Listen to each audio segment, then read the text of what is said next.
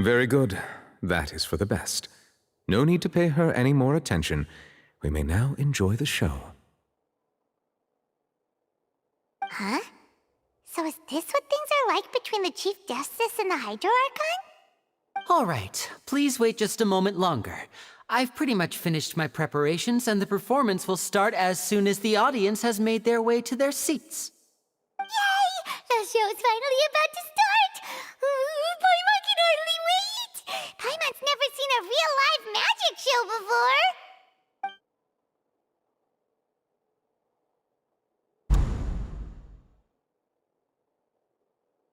Ooh! They're dimming the lights! The show must be starting!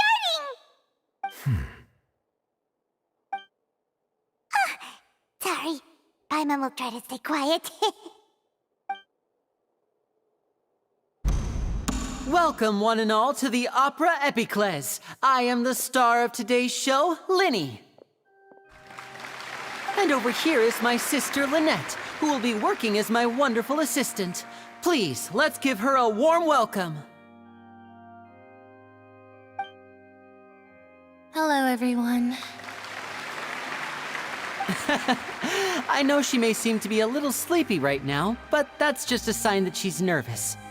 Whatever. Now, some of you may be thinking, two vision holders who can freely manipulate elemental powers performing magic is not true magic at all. So, I would like to take a moment to assure you that elemental powers will have nothing to do with what you will witness on the stage today.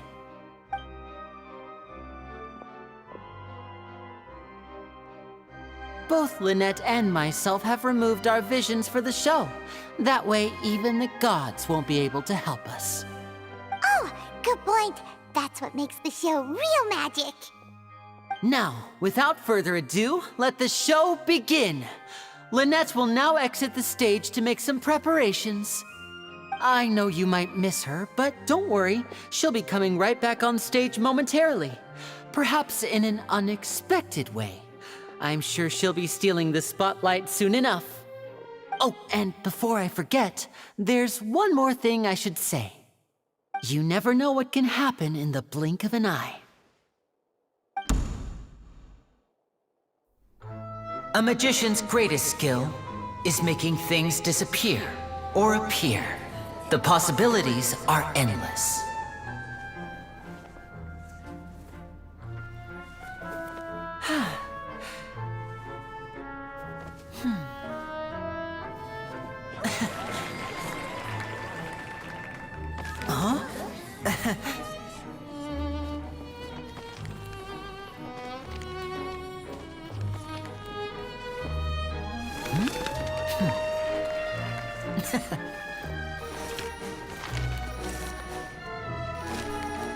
But this isn't what you came for. These little tricks, you've seen them all before. So it's time for something truly extraordinary, don't you think? This one's a little tricky.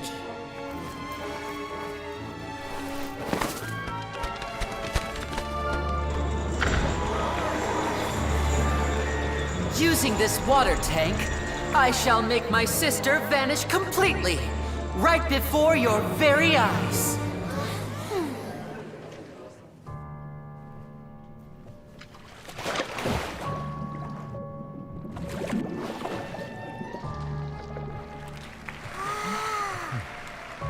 It's actually quite simple. She'll just turn into air bubbles and float right out of the top.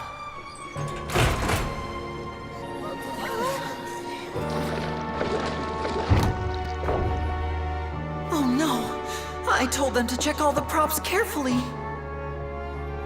With the lid on, even air can't escape. An amateur magician would be getting very nervous right around now. Luckily, it's me on stage, so let me show you what a true virtuoso can do.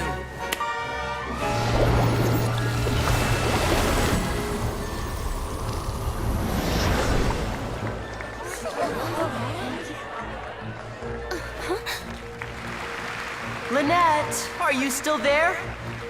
Don't go too far. We don't want to use up all our magic.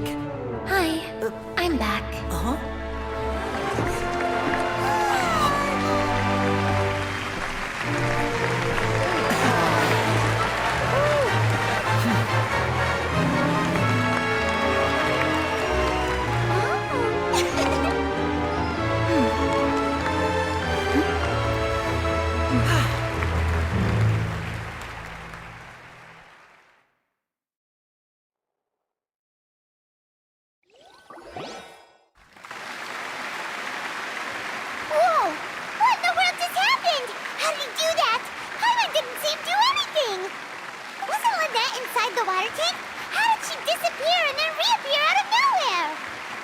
If we could see easily through his tricks, then that would mean that his skills are still lacking. To appreciate magic, you should focus on the show happening on stage, rather than getting caught up in trying to see that which has been intentionally hidden. Guess you're right. Paimon couldn't believe her eyes when Lynette reappeared. Amazing! Thank you everyone. I'm glad you enjoyed that performance. But our magical journey has only just begun. I've prepared even more astonishing surprises for everyone here. The magic of transformation and disappearance can go far beyond what you've just seen. I'm sure many of you are thinking that escaping the water tank was impressive enough, but Lynette is still my assistant after all. In which case, I have ample time to make all necessary preparations. So, for my next trick, I will require the participation of one lucky audience member. Please, if my assistants could bring out the magical boxes now. There are 2 boxes, and only 2 boxes. One is here, and one is there in the aisle among the audience. I'm sure many of our clever audience members have already guessed our next magic trick. A swap! Our lucky audience member and I will each enter a magic box. After 1 minute, we will each emerge from the opposite box. Now please, everyone pay very close attention to the box you see here. Don't give me any chance to make a move. Wow! How's he gonna do this? Hey, do you think this is all magic tricks, or does Lenny have actual superpowers? The lucky audience member will be generated by this random number selector. It selects numbers entirely at random. Even I don't know who will be chosen to participate. Now then, let's begin. Let me see. Oh, row 7, seat 3. Congratulations! You now have the chance to experience magic firsthand for an entire minute. Please, come forward. My assistant will take you beside the magic box. I'm sorry, it might be a little cramped inside, but no need to feel nervous. We've carefully arranged everything for you to be as comfortable as possible. You don't need to do anything, but no matter what strange things may happen, don't come out of the box. If the magic is interrupted, who knows where you might end up? You might even find yourself in the Fortress of Meropide. Oh, okay. All right. Before I enter the magic box, there is one more thing I need to ask the audience to do. Could you all give me a countdown? Like this. 60, 59, 58. Just keep counting down. You can go a little faster or slower if you like. I won't be able to see anything in the pitch black box, so I'll be relying on your voices to know when time is up. Oh, and no tricks now. If you quickly count from 60 in just 30 seconds, then I'll be in a tough spot. Ooh! Paimon kinda wants to count faster after hearing him say that! No, that won't do. I can see it in your eyes. You still can't be trusted. Let's practice together. Come on, repeat after me. 60, 59, 58. 60! 59! 58! That's right, perfect. Keep it going. All right, I'll see you all on the other side once you've finished counting.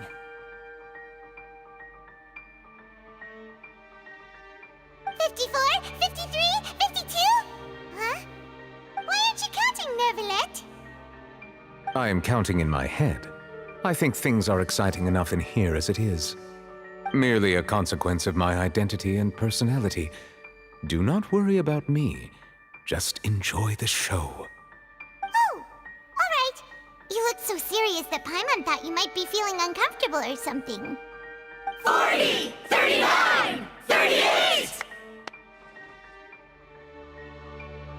Mr. Linney, are you all right in there? Is everything ready? Yes, I'm fine. I'm just double-checking the direction of the magic. It would be a disaster if we get sent to the wrong places. For example, midair right above the audience. Even though he's saying that, Lenny doesn't seem nervous at all.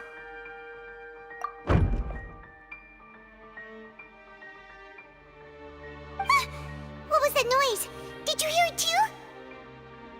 Not sure. Anyway, it doesn't seem like anyone's worried about it.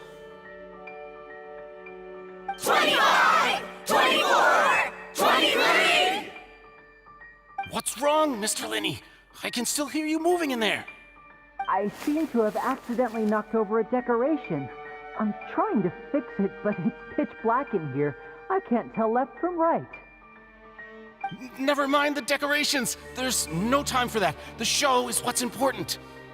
No, that's unacceptable. I want my show to be perfect. Don't worry, we still have 20 seconds. Hear them counting? 19! 18! 17! It seems things aren't quite going as planned. I apologize, everyone. It feels like you're all starting to count faster, but that's all right. I know it can be tiring to do such a long countdown. 10 seconds and change is still plenty of time. 10! Almost there now. 8! Whew. Swapping two people is harder work than you might think.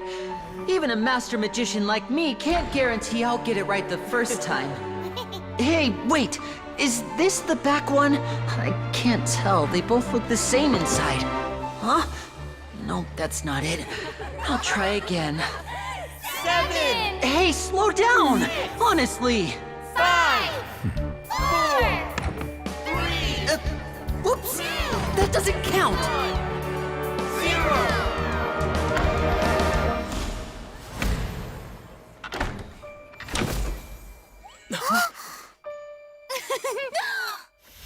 Ta-da!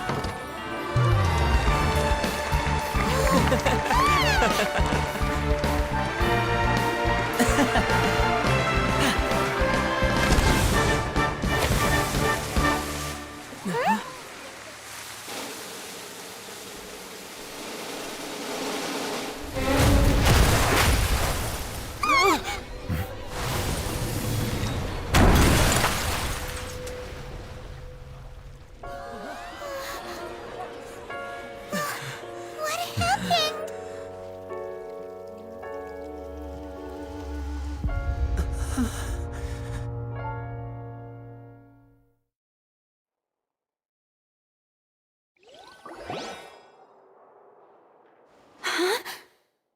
Is this part of the show? Mr. Lenny, you're going to use magic to fix the stage now, right? What happened? Oh no. Maybe this isn't part of the show. The girl was still in that box, right? This performance is over. Medical staff with me. Guards, secure the scene and detain all the performers. Seal the exits. No one is allowed in or out at this time.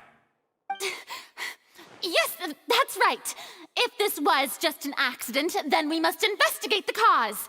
But if this was all part of some scheme, then those accountable will not escape the judgment of the God of Justice.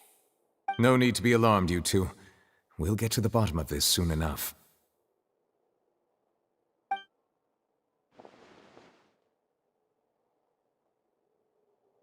Unfortunately, the person who is in the magic box has been pronounced dead. His name was Cowell, one of the assistants in Linny's magic troupe. Apparently, the fireworks on stage ignited the ropes that were suspending the water tank, which then caused the tank to fall onto the stage. As of now, we are still not sure why we found Cowell in the box, rather than the guest from the audience. And after an initial search of the area, the guards have confirmed that the girl is nowhere to be found. It appears that this incident was not merely some mishap with the performance. And there are many indications that it is connected with the case of the serial disappearances of young women. The serial disappearances case? That's the case that Charlotte mentioned before. I know know the truth. I can see through the whole thing. Really, using such a shallow and obvious mystery as his finale. Did he really underestimate us that badly? I say that our powerful magician, Mr. Linney, is now the prime suspect for the serial disappearances case. Huh? Why me? This whole thing was an accident. No, this all occurred during your magic show, did it not? The missing girl disappeared after being chosen, did she not? The deceased is one of your assistants, is he not? Now that I think about it, that whole speech about magicians making things disappear was nothing more than a provocation, a bald-faced challenge. That can't be right. How can Linny do this? He was in the box on the stage the entire time. We can even hear his voice. Besides, before the show, he told us that he would like to catch the criminal behind the disappearances. He couldn't possibly mean catching himself. Save discussion for a later time, please. Lady Farina, may I assume that your comments just now constitute an accusation against Mr. Linney and his associates, and that you are pressing charges? I just think that I think it might be a little early to talk about formally pressing charges. But what Lady Farina said just now makes perfect sense. Looks like she's gonna personally deliver justice. A kidnapping and murder carried out under the cover of a magic show. Lady Farina said it all. Of course, my dear people. But what excites me even more than the obvious truth before our eyes is the opponent I'll be facing. That's right. I mean you, Traveler. You'll support Linney, won't you? After all, he was the one who helped you the first time we met. Then there's no problem at all. You know, the Traveler and I already had a duel the first time we met. But with Linney's help, our little duel ended in a draw. But draws really are the most boring possible outcome. So, no more draws.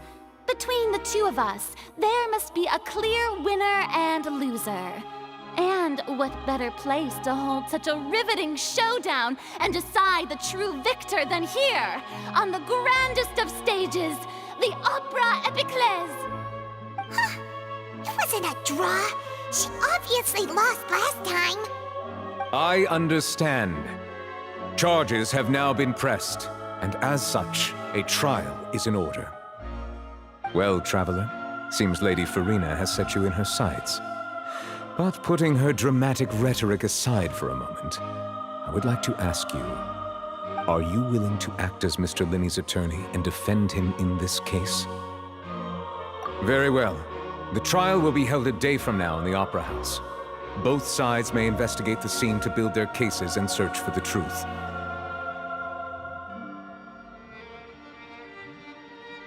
Linney and his troupe are all potential suspects and shall remain within the Opera House. The audience may begin to leave in an orderly fashion once they have been cleared by the guards. A day isn't that long. Let's see what kind of case this big-shot outlander can build in such a short amount of time. I'm really quite looking forward to hearing it.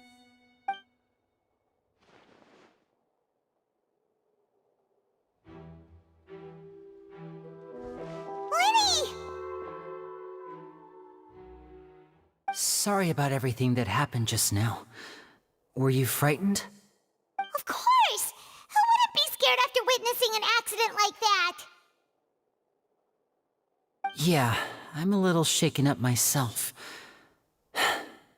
How could this happen? And poor Kel. I know you already claimed that you would defend me, but now it's just us talking.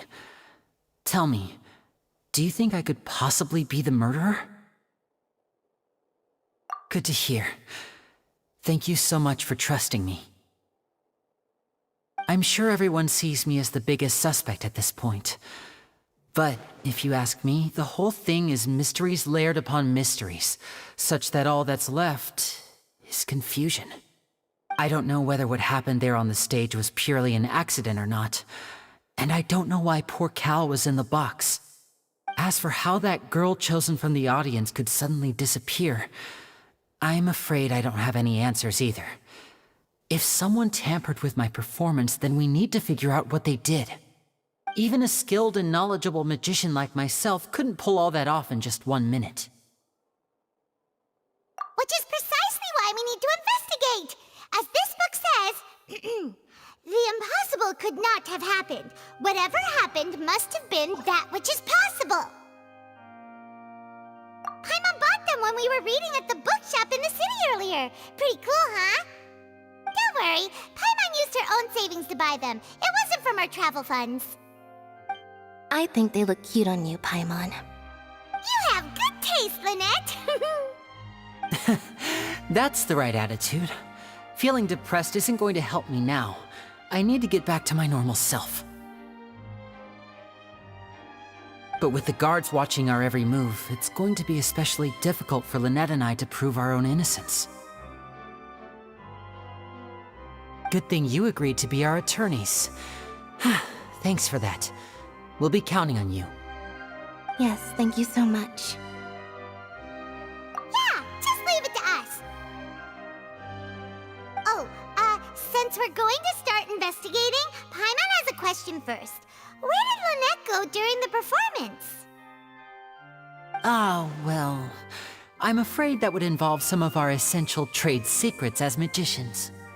The secrets behind our magic are past saving, Linny. I suppose you're right.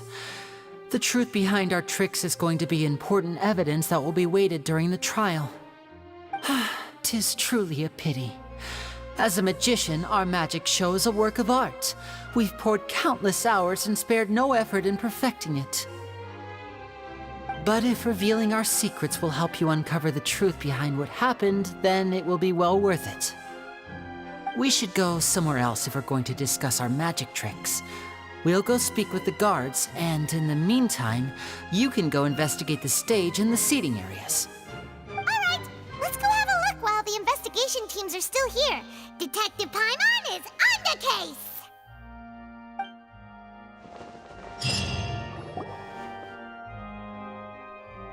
Hello, officer. How's the investigation going? I see. You must be the traveler that Lady Farina mentioned. Listen, I'll be perfectly honest with you.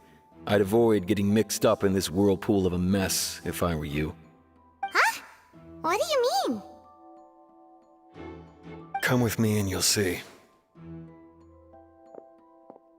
The deceased is one of Linny's assistants, named Cal. Even though he hadn't joined the troupe long, he was hardworking and everyone generally liked him. The assistants are usually in charge of setting up and inspecting the props, as well as assisting with the show and keeping the crowd engaged. As you probably saw when you were in the audience, the water tank suddenly fell and smashed the box with Cowl inside it. This is the real mystery. We've already searched the scene and were unable to find any traces of the girl. However, if you look carefully, the box was positioned directly under the water tank. The ropes holding the tank were then burned by the pyrotechnics on stage, causing them to snap. All these factors lining up so perfectly makes it hard to see this as a mere accident. If anything, the more logical explanation is that the whole incident was intentionally planned, and Linny is the most likely person to have access to all these areas. But he doesn't have a motive! Are you both good friends of his? Well, you can't say we're good friends, but we've known each other for a little while. So in just a short time, he was not only able to win your trust, but even convince you to act as his attorneys. I know there's no such thing as magic. The real trick of a magician is holding the audience in the palm of their hand. I've seen a lot of cases, and I can tell you that people are the least reliable kind of evidence. Sorry, I tend to be pretty straightforward. Just know that I'm warning you for your own good. Anyway, you may investigate the scene of the crime yourselves if you're curious. Who knows, maybe you'll be able to come up with some new evidence.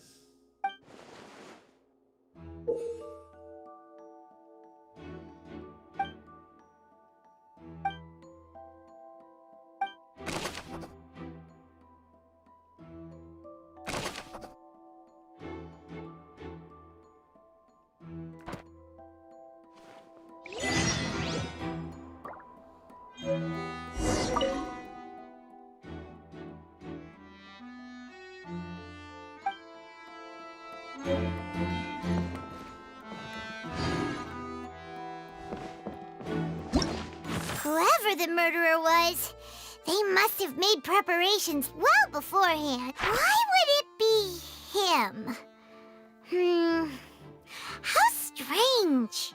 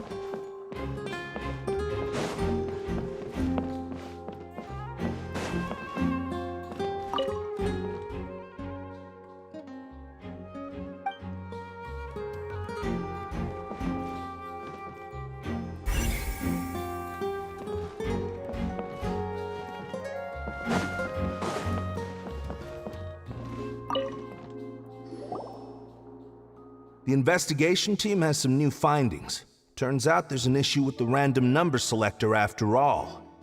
See, I told you. What if the machine picked some big guy's seat? You think the murderer would have still made his move then? Sorry to interrupt, but we're helping Linny and Lynette with their side of the investigation. What were you saying about the number selector? There's something wrong with it? You're trying to help them? That'll be a tall order. Linny used the machine to pick a random member of the audience during his performance, right? The lucky girl that later disappeared.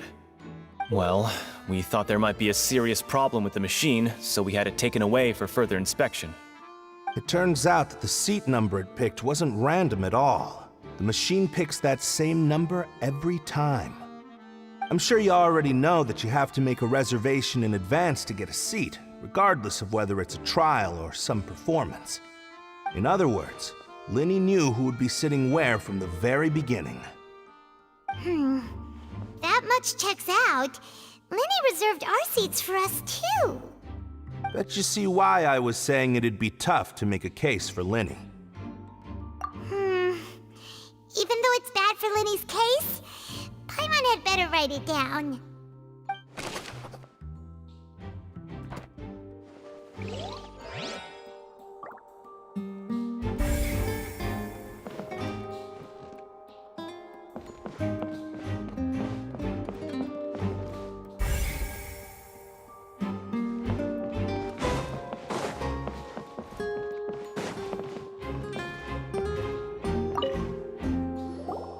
So this is the rope that broke and caused the water tank to fall. The rope looks pretty durable. How can it be burned through so quickly by fireworks?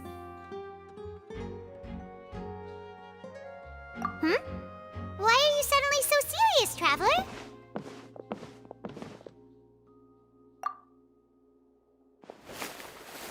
Whoa. Look! This bit is made from different material! Most of it was burned away, but there's still a little bit of it left. So if a rope meant to hold something was made with that kind of material in it, then that means... Wait, Paimon should write all all this down. Let's take notes.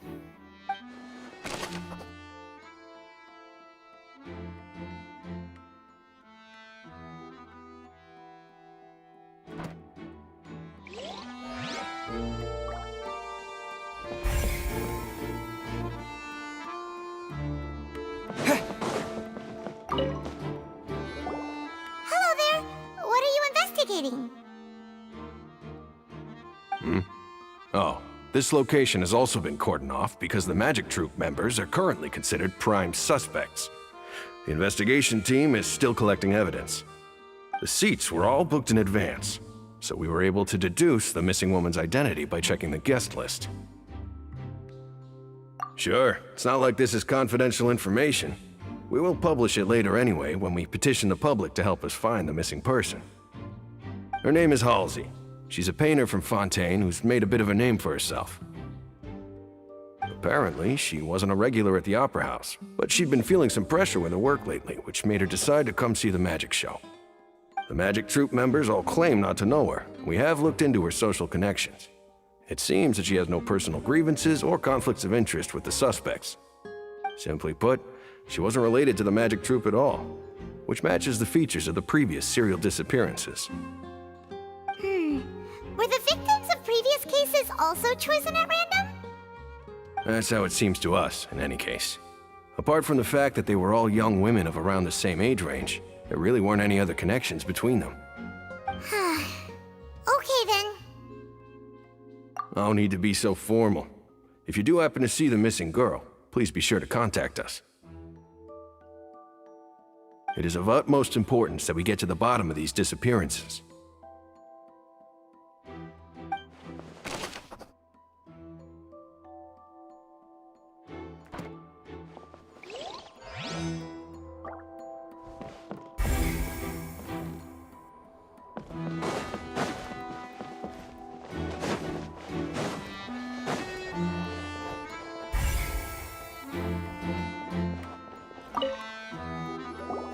I see that you're investigating the area. Well, it just so happens that I'm interested too. If you find any new and interesting leads, be sure to share them with me, all right? We don't have too many thoughts yet.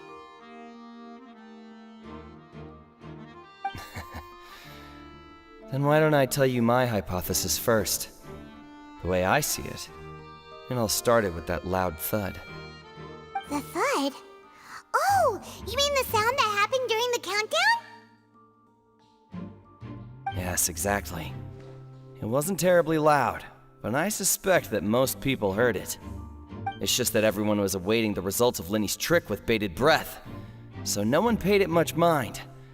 But now that the incident has happened, the thud has become an important clue. That makes sense. So, what do you make of it?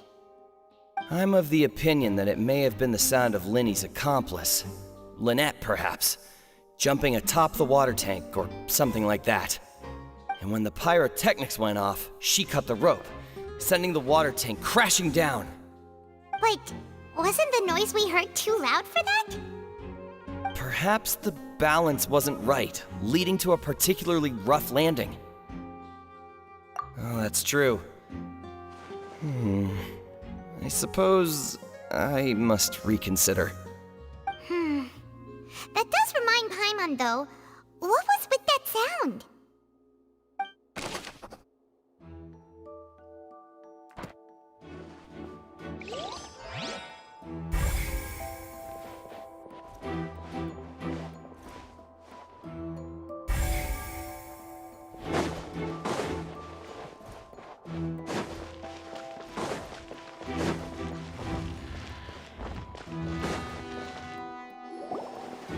Hey, you!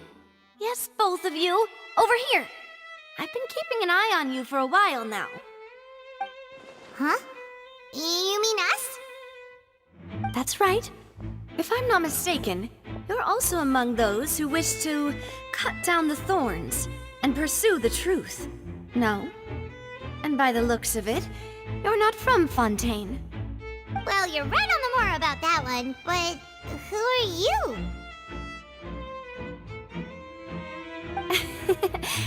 Have you never heard of the Spina di Rosula? From mediating disputes and providing protection to solving conundrums, you name it, Spina di Rosula does it. And I, Navia, have the honor of being its renowned president. Though those who play by our rules call me boss. I'm Silver, her attendant. Pleased to meet you. And I'm Melus. Demoiselle's various daily needs and affairs are under my purview. Huh? Boss? Demoiselle? What gives with the names? Well, I am the second generation president. Melus and the others are still used to my previous title. My apologies, Demoiselle. Should you prefer, boss, I will endeavor to use that instead. No need. You don't have to call me boss. Just Navia is fine. Okay, if you say so. Not that we're members of Spina di Rosula anyway. All merely trifling details. Never mind. Now, back to the situation at hand. That's right. I've always kept an eye on the serial disappearance cases. My interest stems from a matter back from my father's time. Judging from the look of things, I find Linny an unlikely mastermind. Really? We think so too! That's why we're looking for clues now. But how did you come to that conclusion? Intuition, naturally. My unparalleled intuition. Farina sure was quick to point the finger at Linny without any decisive evidence whatsoever, wasn't she? But that's not uncommon for her. If you remember, the Justice had to interrupt her and ask if she was pressing charges just to keep her from getting carried away. Anyway, a trial begins the moment someone levels charges. And, of course, there was no way Farina was going to back down in that situation. Sounds more like you just don't trust the Hydro Archon. Well, what's your opinion? I must admit that she can be interesting at times, but liking her doesn't mean that I'll blindly agree with her. All right, I've answered your question. Now, it's time you answer mine. Wait a minute, did that answer count? Well, I say it does. But don't worry, you won't hear any pointless questions from me. In your opinion, do you think it's right to treat a trial like it's an opera?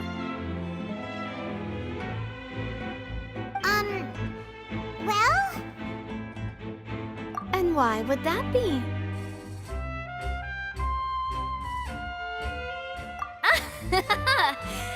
See, Silver and Melus?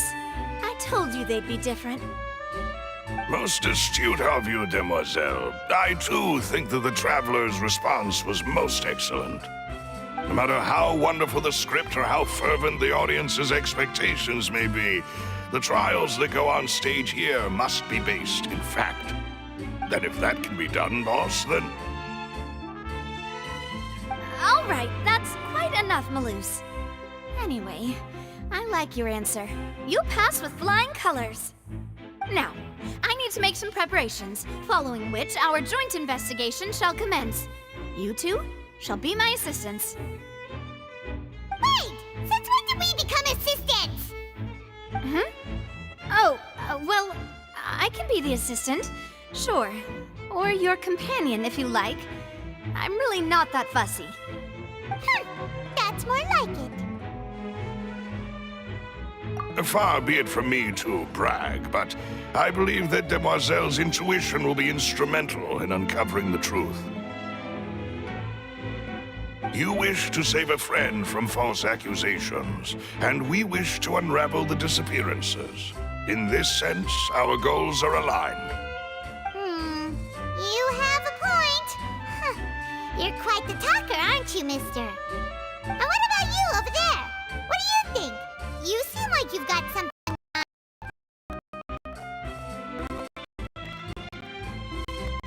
I have nothing to add. Oh, alrighty then. We'll be making some preparations first. Just be sure to let us know if they start revealing Linny's tricks. Thanks!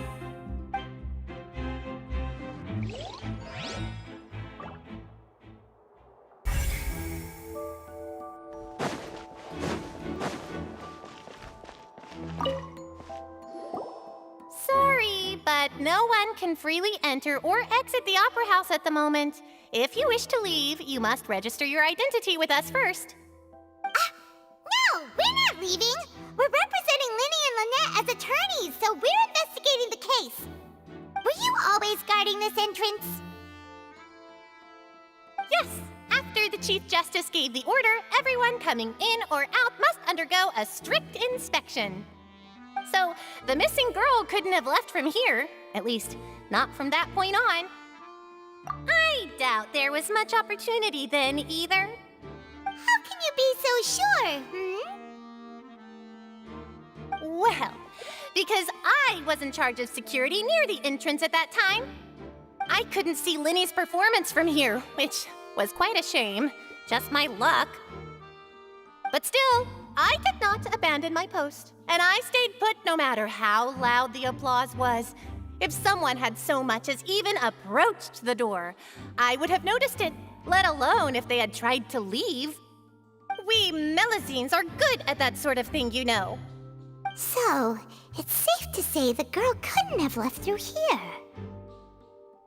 All right, thank you for your help. This will be useful info.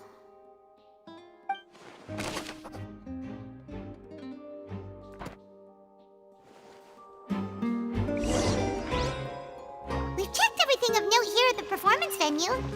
Paimon wonders how Linny's discussion with the guards is going. Let's go see, shall we? Ooh, things are getting interesting, huh? We're about to see how magic is made. Understood. Then I will be going with you. Just so you're aware, I will be monitoring your actions and making notes as necessary. Very good. Thanks for being so agreeable. I'd pull a rose out of my hat as a gift for you if I could. You may spare the pleasantries. I'm just doing my job. You've arrived. Who's this? Me? I'm Spina di Rosula's guardian angel. If you've got a problem, I've got the firepower. Sorry, I got a little carried away there. Call me Navia. I'm a partner of theirs, and will be helping investigate this whole situation. And these are my companions. Would you mind if they join as well? Fine by me. Oh, new helpers? I would be most grateful. Well, let's just say we're tagging along. It's not every day you get to see the secrets behind magic performed on such a large scale. I appreciate your kind interest. Come with me. We'll be heading below stage. Huh? Below stage? Yes, a world of secrets is hidden beneath this magic box, prepared specifically for this switcheroo trick. But before I reveal everything, you should have a look first. Notice anything strange here?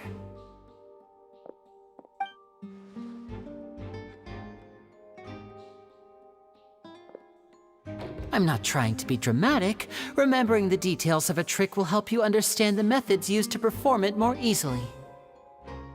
Huh. Weren't there balloons and other decorations here? Where did all that go? Ah, good eye. That said, you're still far from discovering the answer. The back?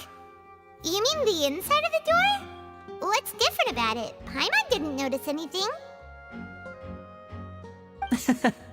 Very good indeed. I thought you might not be able to catch that, given that you were sitting in the first row. The back of this door was patterned. Those patterns are now gone, replaced by a smooth wooden board. So, if you put 2 and 2 together, what do you get? Exactly. All right, let's go. I'll tell you how it works as we head down.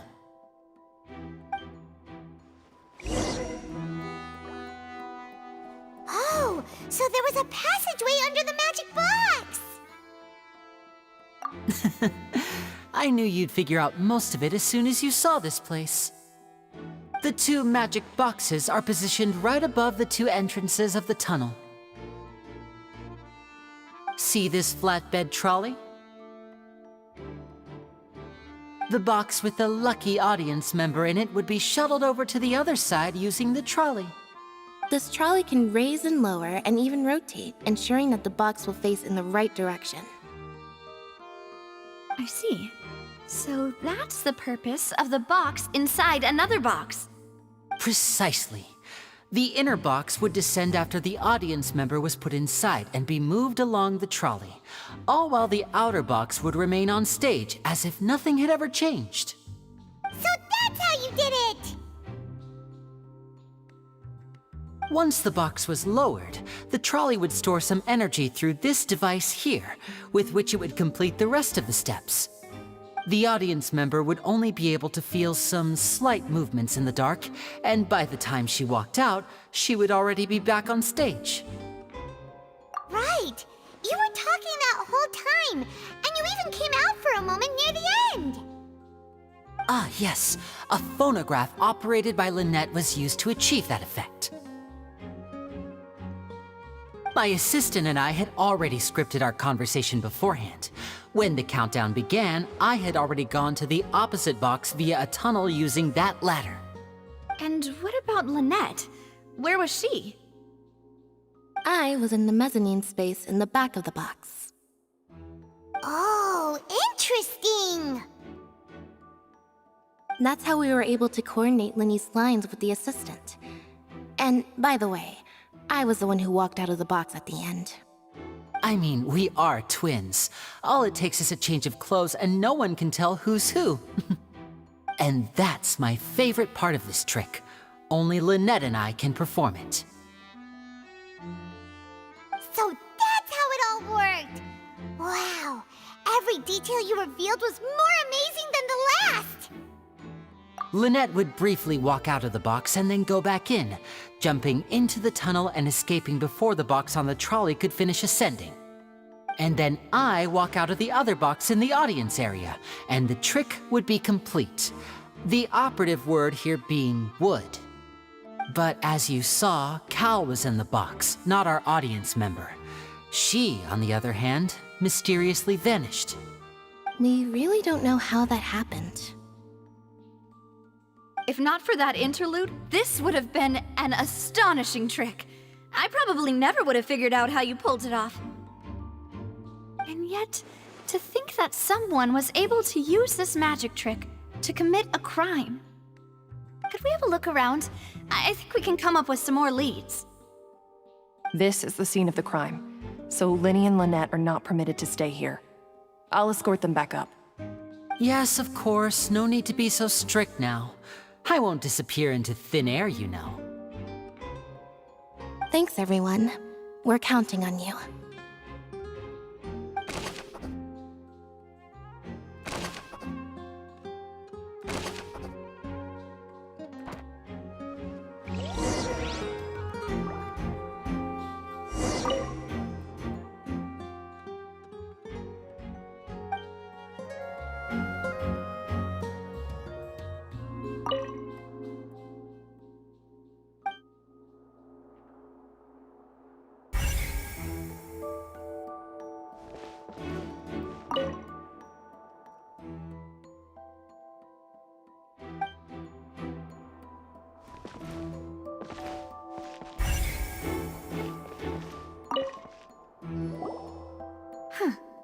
What's this? Looks like a hook tied to the end of a rope. Huh? There's all kinds of odds and ends here. Perhaps it was a prop for a different trick. But why would it have been left here? Whatever it is, let's make a note of it first.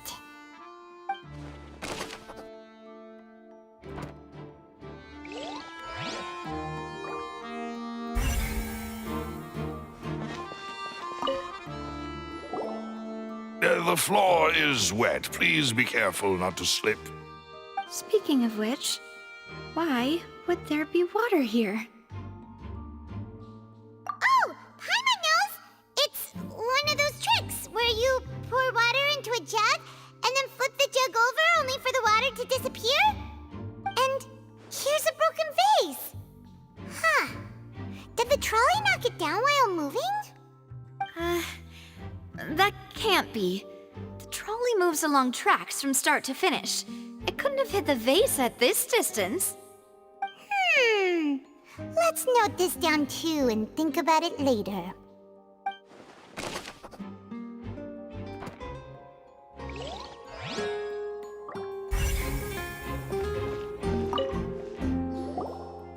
Oh, these are the clothes that the lady chosen from the audience was wearing, right? Her clothes are here, but she's nowhere to be found. Right. And do you really need to do that if you're kidnapping them? Ugh, this is so confusing. Paimon doesn't want to be a detective anymore.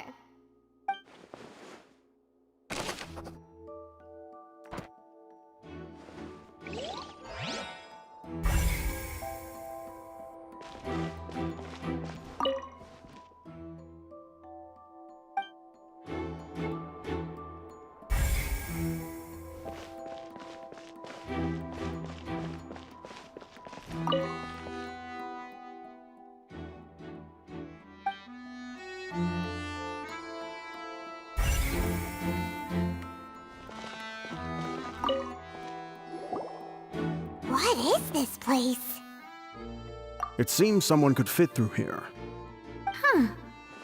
Could this have been the suspect's escape route? Alone, perhaps. But if they had to pull another person with them, the space would be too narrow. But there are no other ways in or out of here. Oh, you're right! Let Paimon write that down.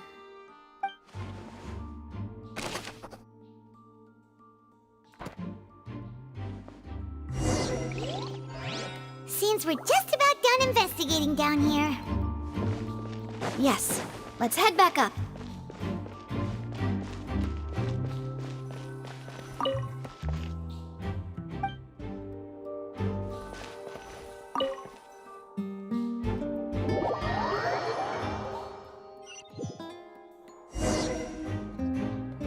Well, we've ascertained the state of the crime scene. Let's find a place to sort out our findings once Malus returns. It seems to me that there are several things that don't add up here. Apologies for the wait, demoiselle. So, what did the guards say? Did the criminal escape through the vent? They believe the odds of that are very low, since the vent leads to the Opera House's basement.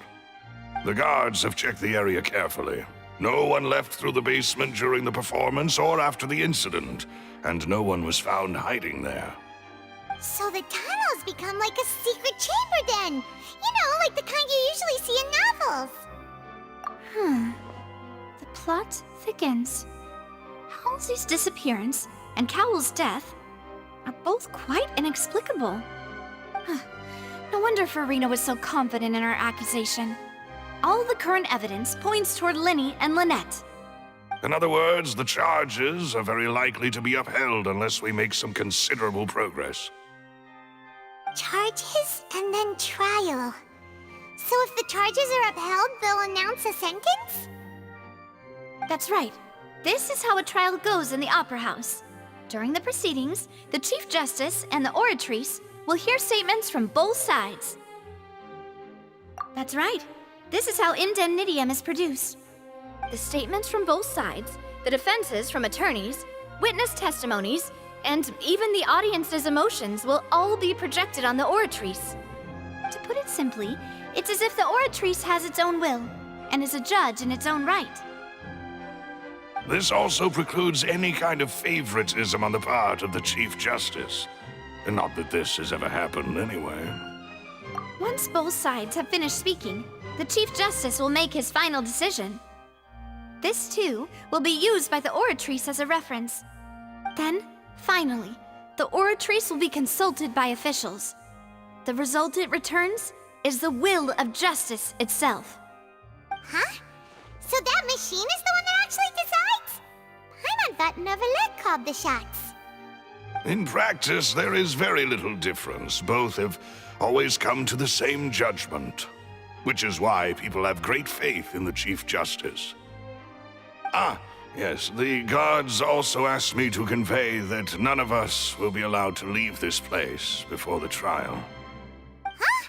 Why? Because we've chosen to act as the twins' proxies. That makes us persons related to the case. They're concerned that we might be colluding with outside parties, or that we might find outside help to disrupt the case. And even if that were not so, it could prove problematic if we happen to spread key information about the case ahead of time. I'm ready to break out at any time. Whoa, whoa! There's no need for that! Paimon thinks they have a point. That said, are they providing food? Of course. I just hope you don't mind the lack of options. I'm afraid that catering to all tastes is not in the cards, nor is any guarantee of balanced nutrition.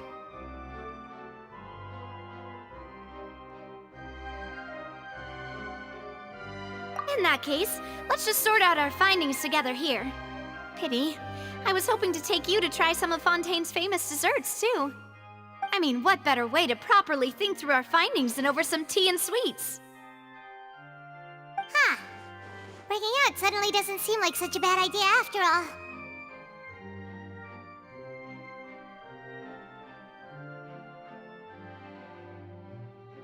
Just kidding! Just kidding! Paimon will still do her best, even if there are no snacks. What do you mean, no snacks? Of course we'll have snacks. If we cannot buy some, then we'll simply make some. Huh? Here? But how? Understood, Demoiselle. Everyone, please come with me.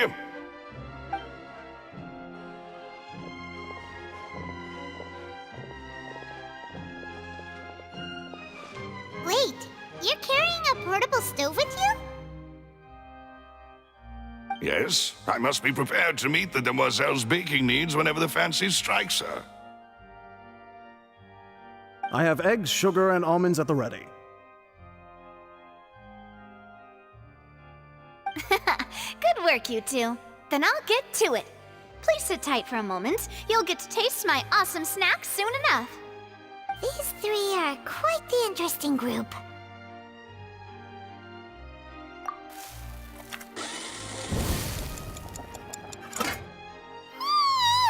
And Paimon thought it smelled good while it was still in the oven! Oh, it's even better now. Paimon can't stop drooling. From the way you had these two guys carrying all that stuff around, Paimon thought you'd have them do more during the baking process. But you ended up doing the entire thing by yourself! Beating the egg whites, grinding almonds, everything! I was applauding. And I was giving encouraging smiles. Paimon was just thinking, aren't you worried about getting your fancy dress dirty beating egg whites and baking like this? Well, I don't think it's carved in stone anywhere that fancy ladies can only read books, sip tea, ride horses, and play the piano. I just really enjoy making snacks. Don't underestimate beating egg whites, by the way. It's a real arm workout. You also need to beat them to just the right consistency, or your macarons will crack. Anyway, give these a try, fresh out of the oven. There's 3 for each of us. Only 3? Well, eating too many sweet treats might send all that sugar to your head. You wouldn't be able to think clearly about the case on a sugar rush, would you? Tea is ready to be served as well. This is Demoiselle's favorite, strong black tea with a floral fragrance that clears the mind and lifts the spirit.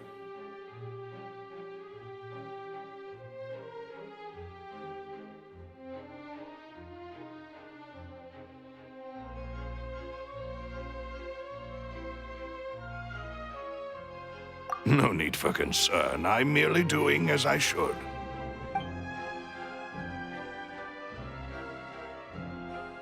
All right then. Down to business. As Paimon mentioned previously, the tunnel seems to be something of a secret chamber. However, we can assume that Linny and Lynette were not alone within it. Some criminal also occupied its sealed confines. The magician twins could have committed the crimes, of course, but they lack any logical motive. Exactly! Why would they do such a thing right when everyone was watching? The flower vase and the thud we heard during the performance could indicate some altercation between Halsey and the criminal in the tunnel, resulting in the shattering of the vase, the discarding of her clothes, and her abduction. Perhaps the criminal thought that since she was chosen from the crowd, she would be too easy to identify if she was still wearing the same clothes. Paimon thinks that makes sense, but the real trouble is... True. None of the clues we found thus far support the existence of this third person. But the only people left to consider are both technically victims, whether it's the missing girl, Halsey, or poor Cowell. Huh. Could Halsey have secretly made modifications to the magic props in order to murder Cowell before making her escape? That's right. And even if she had tampered with the setup, she would need to understand the entire trick to pull it off. Nor does she have any motive. The guards said that she has never had any dealings with the magic troop's members. Were we not thorough enough in our search? From the sound of things, this is turning into an impossible case. Your macarons are amazing though, Navia. They smell great! They're nice and crisp and super sweet! They are my specialty after all. And I see you've already had 5 of them. What? 5? Oh, that can't be right! Paimon only counted 3, honest! Please don't worry about it. At my age, a few less sweets might actually be a good thing. No! Being greedy is one thing, but Paimon knows how to count. Besides, Paimon knows that if she ate too many, then others wouldn't have enough. Wait, even you don't believe Paimon? How could you? If Paimon ate those 2 extra macarons, then may they turn into stone in her stomach! All right, we get it. Well, I suppose one of us might have gotten too engrossed in our chat and eaten them by mistake. No big deal. Maloose, set up the stove again if you would. Huh? What are you doing? Making sure everyone gets 3 macarons, of course. Exactly. We don't want to trouble you. As you wish, demoiselle. And I have the egg, sugar, and almonds. Well, this really is your hobby, huh?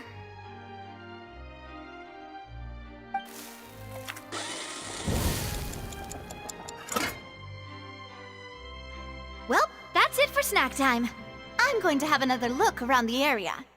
I don't know what we're looking for yet, but we've still got some time. As attorneys, I suggest the 2 of you think the case over again. It would be awkward if you got all tongue-tied on stage during the trial. All right, thanks for your help, and for the snacks. It was nothing. A small task for the Spina di Rosula. Silver, Maloose, it's time to go. I'll be back if I find anything new.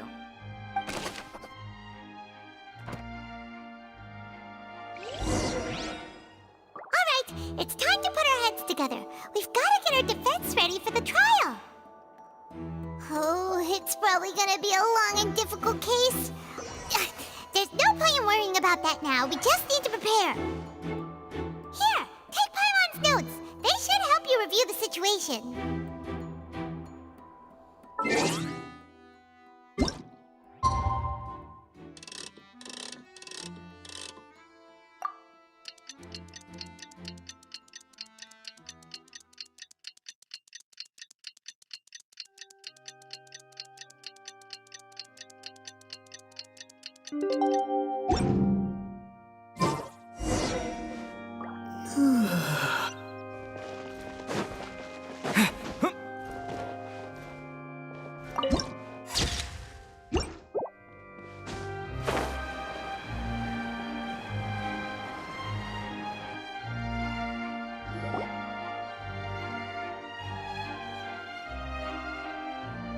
I do?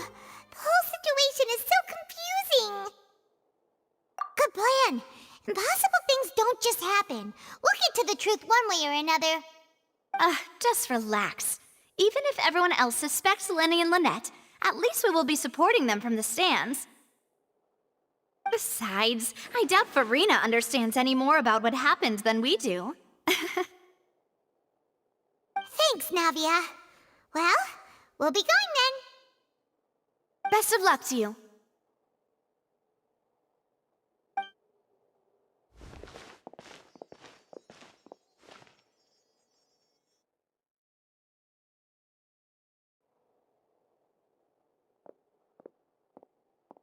Ah, finally, you're back. Well, how did your investigation go? To be honest, you might be disappointed. No. We're already very grateful that you were willing to help. Well now, don't you all look disappointed? Don't tell me that your investigation came up empty-handed. That was to be expected, of course. The guilty can never produce proof of their innocence. But don't let that stop you. I shall be terribly disappointed should you, my most anticipated foe, concede so easily. Since both parties are present, I declare that the trial regarding the magic show incident is now in session. Firstly, in order for the audience to understand the causes and results of the incident, could we please have Mr. Linney explain the trick? Yes, of course. I will explain while Lynette demonstrates on stage. All the necessary items have been prepared.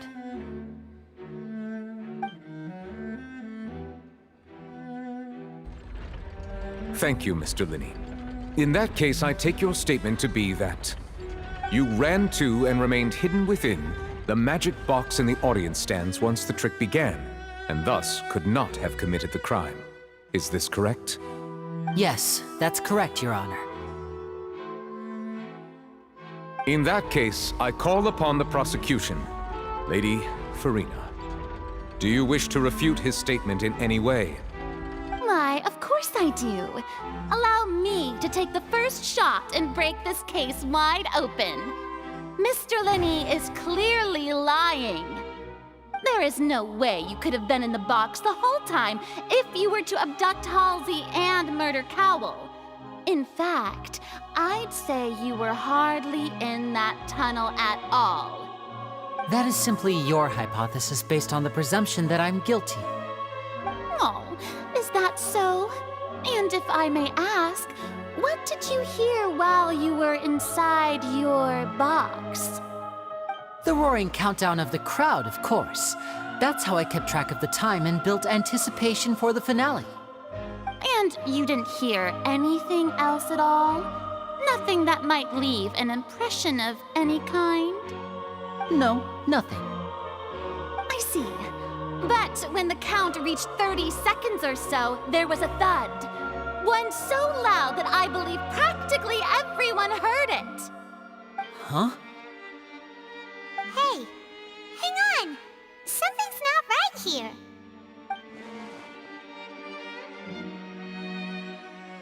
Yeah, I'm sure he could have heard a noise that loud from inside the box. I was right by the box and I definitely heard the thud. Look at those scales. Could those mean... Well then, ladies and gentlemen, allow me to use the words of the magician himself. You never know what can happen in the blink of an eye. Indeed, it seems his alibi can also collapse in the blink of an eye. Of course, I have armed myself to do far more than smash your alibi. Confidence cannot go unfounded, and my foundations are rock solid. Tell me, aren't you and Lynette actually from the House of the Hearth? The House of the Hearth?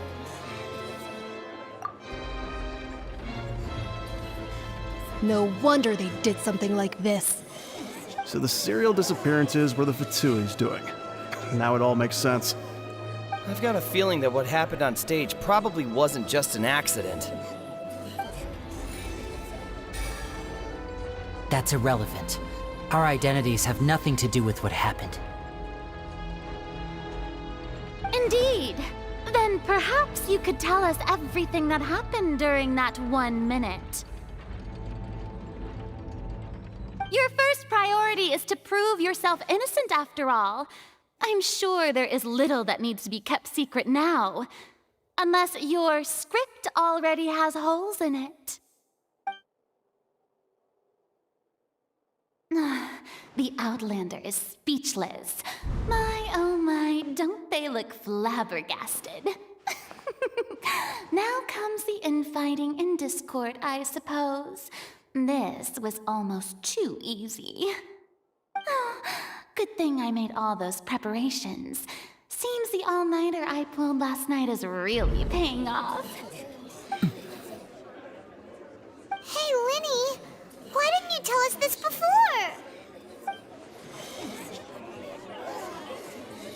Order! Order! Mr. Linney, allow me to re-establish the facts. Lady Farina has raised 2 points. First, when the thud was heard in the Opera House, you were neither in the box nor the tunnel. Second, you and Ms. Lynette are both members of the House of the Hearth. Are these claims true?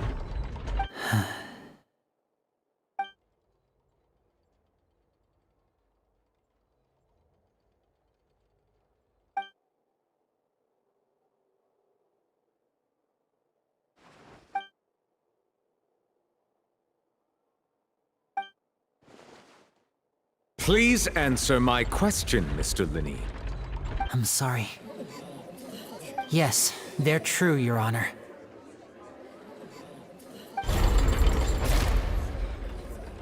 I knew it! Well, that's it. We might as well move on to the sentencing already. What should we do now? Granted.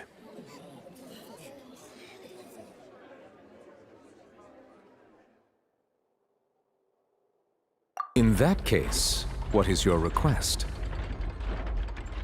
Is that really necessary? They're already as good as guilty. The defendant deceived their own attorneys. What is there left to discuss? Order! Order, I say! Your request is reasonable, and we shall adjourn. This trial will reconvene in 1 hour. So you would stick to Mr. Linney's defense even after knowing what you do now? You certainly have more professionalism than I thought. In that case, my dear audience, let's allow the joy of victory to steep for a little while longer.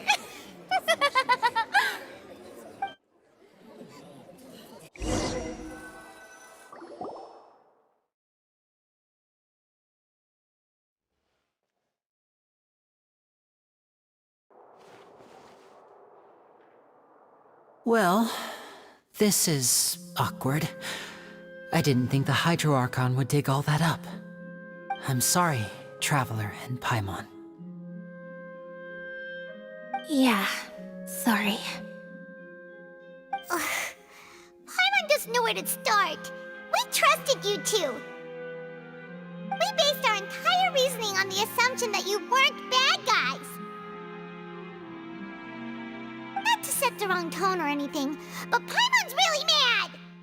I'm very sorry. I know you're angry, and reasonably so, but please, let me explain. I know you've clashed with the Vatui several times before. I wouldn't be surprised if just hearing the word is enough to make you upset. But our organization is very, very large, and the Harbingers have very different personalities and goals. Right now, we want to save people. As many as we can. That's right. I'm sure we're on the same page when it comes to this nation and the disaster that its people might face. I knew if it weren't for our respective identities, we could become good friends. That's why I didn't wish to flat out lie to you, but chose to hide some details instead. The truth is very important, but being completely transparent about everything would see us spending more effort than we need to. Right. So, you be the judge. Heck, if if I were you, I fear that I'd even struggle to trust me at this point. You met a Fatus who works as a magician, a trickster by trade. All by coincidence, too. But still, I'm asking you to trust me. I am no criminal. At least, not in this case. Sorry. Please forgive us. Well, you both say that, but... Right. Let's hear your answer first, and no lies now! Of course. I'll answer any question you ask. We've been trying to find out how the Oratrice operates. We want to know why it has a consciousness. Why can it deliver sentences accurately? During our investigations, we learned that the machine's core is beneath it. From that moment on, Lynette and I have been designing this box swap trick with the objective of getting close to the core. Is that why you needed a whole minute? That's right. In truth, the audience would take about 75 seconds to count down from 60, while I would only need 15 to get to the opposite box. So, after jumping into the tunnel, I accessed the Opera House basement via the vent, and went to investigate the room in which the core is stored. That air vent was created during the construction of the tunnel specifically to execute this step. Well, nothing. As soon as I reached that room and was about to investigate, I heard someone's voice. Which should have been impossible, of course. I was quite certain that I was the only one in the room. That voice seemed to recognize me and tried to speak to me. I chose to err on the side of caution and retreated the way I came. On the way back, I saw the broken vase and the clothes on the ground, but the countdown was almost finished, so there wasn't time to give it any thought. After that, the homicide occurred just as you saw. Well, that explains why you didn't hear the thud. Because of that prophecy I told you about, of course. We must know all we can about this nation's secrets in order to deal with that prophesized crisis. That's the only way we can save everyone. So, there you have it. The whole truth. I swear, I didn't hide anything from you this time. It was never my wish to proceed under this cloud of mistrust either. But like I said earlier, you can be the judge. If you want to leave because you don't trust the Fatui, there's nothing I can do to stop you. Well, Traveler, you decide. Paimon will follow your lead however you choose.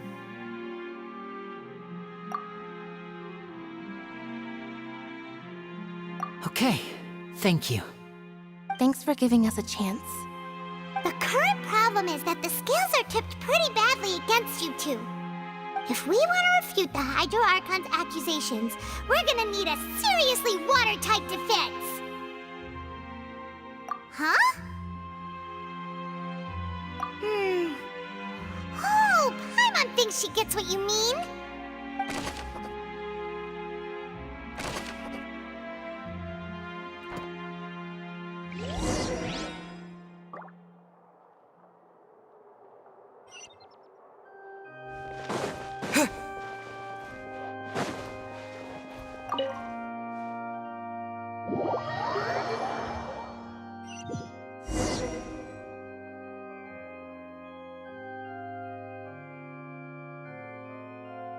Both parties have returned to their positions. Let us continue the trial. When last we left off, Mr. Linney acknowledged the new evidence presented by Lady Farina as fact. Therefore, Lady Farina may continue stating her reconstruction of the events. Ugh, that took long enough. Now then, if everyone would lend me their attention. At this stage, let's revisit that scene from Linney's perspective.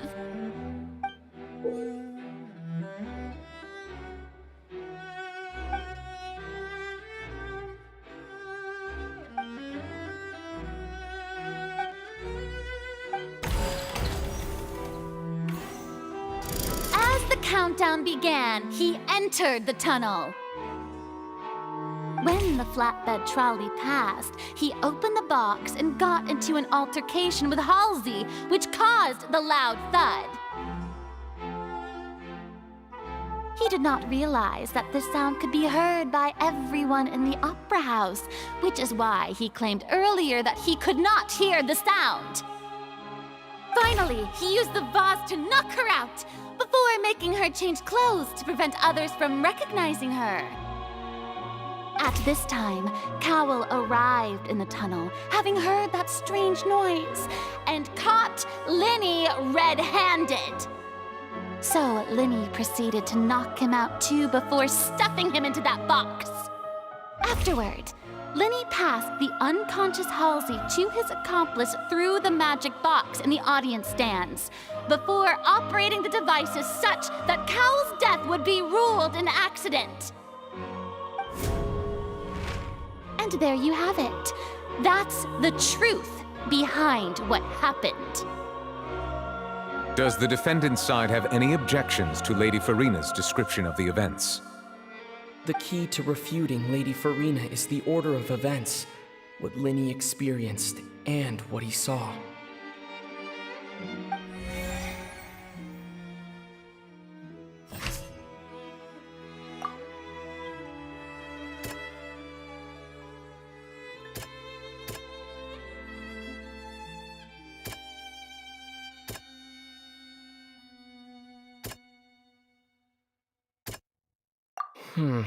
Seems this won't produce a particularly effective rebuttal.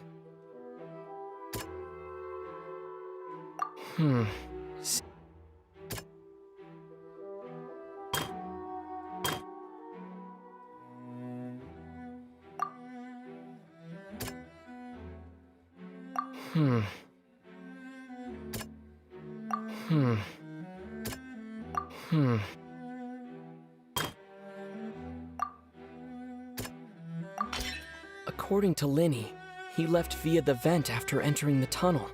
He couldn't have had that altercation with Halsey.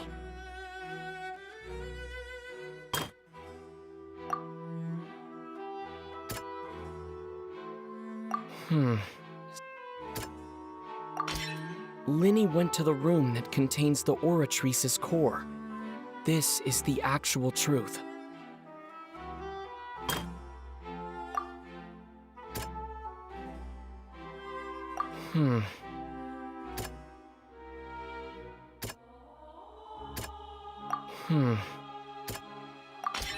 Linny did not take part in the underground altercation.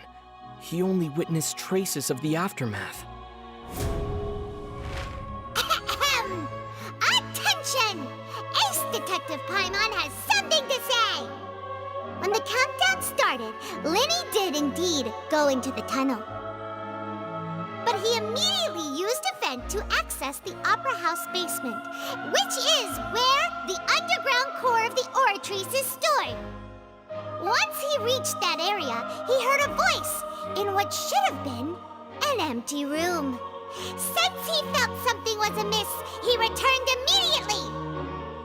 The crime scene had already developed by the time he reached the tunnel again, and in order to complete the magic trick, he did not remain there for any length of time.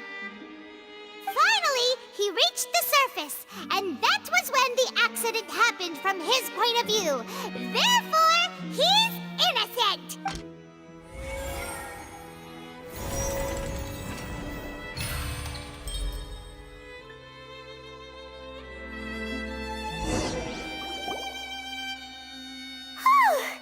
Paimon did it! Paimon actually managed to say all that! Oh, wasn't it awesome? In other words, you believe that he knew nothing of the incident? That's right! My reasoning?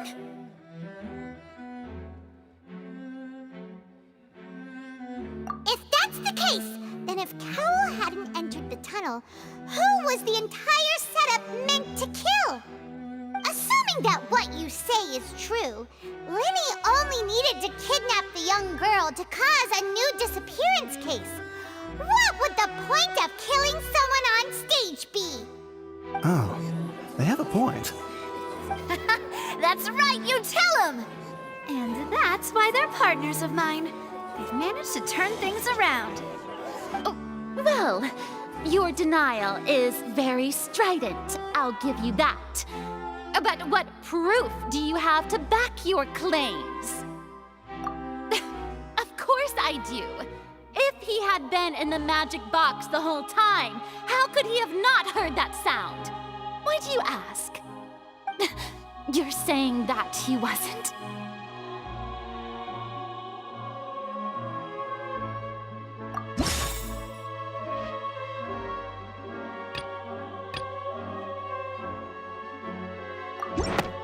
That's right! Lenny wasn't in the box or in the tunnel. That's why he didn't hear anything strange during the performance. This means that when the crime happened, Lenny had already entered the basement via the vent. The same clue you used to disprove his alibi has now become the best proof! How do you like that? Well played. To think you'd use such logic. Well then, if it wasn't Lenny who committed the crimes, then who was it?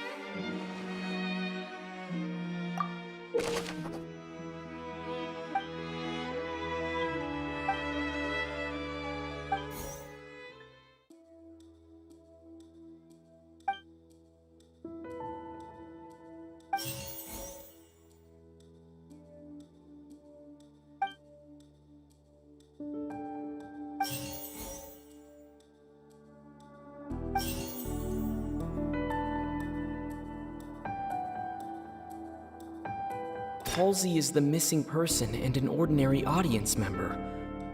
Or did she have her own scheme all along?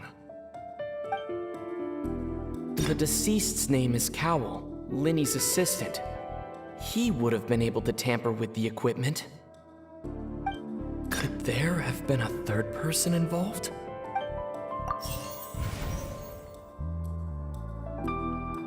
Halsey is the missing person and an ordinary The deceased's name is Cowell.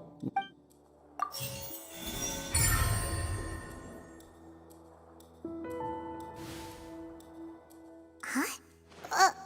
That can't be right. Are you serious? The killer Oh, is that so?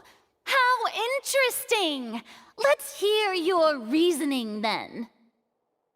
What I must do next is recreate the truth, what Cowell did, and how he went from would-be perpetrator to victim. No one entered or left the Opera House through its entrances, so where would the criminal have wanted to take Halsey? The sound we heard may have come from a clash between the missing Halsey and the criminal. Lenny was not in the tunnel at that moment, which gave our criminal ample time. It would have been tough for both people to fit into that vent. They would likely have bumped into Lenny as well. The deceased's name is Cowell, Lenny's assistant. No one entered or left the Opera House through its entrances.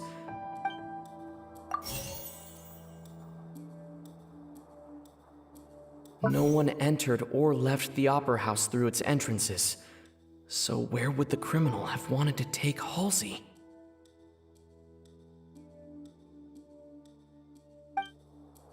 Lenny was not in the tunnel at that moment, which gave our criminal ample time.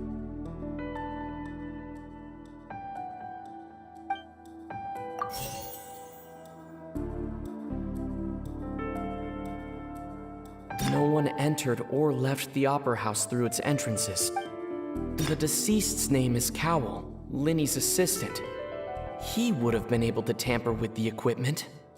Halsey's clothing was in the tunnel, so there must have been some fear that she would attract attention.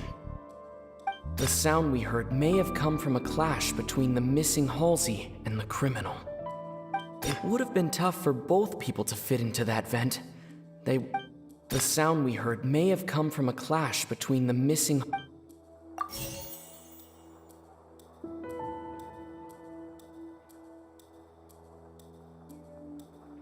Halsey's clothing was in the tunnel, so there must have been some fear that she would attract attention.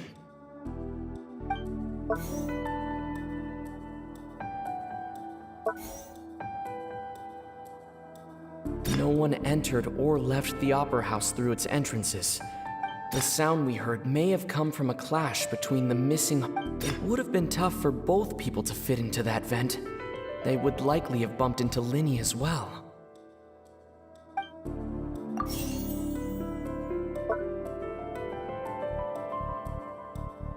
No one entered or left the Opera House through its entrances.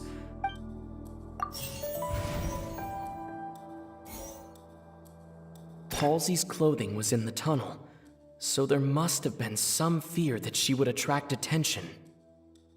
The deceased's name is Cowell.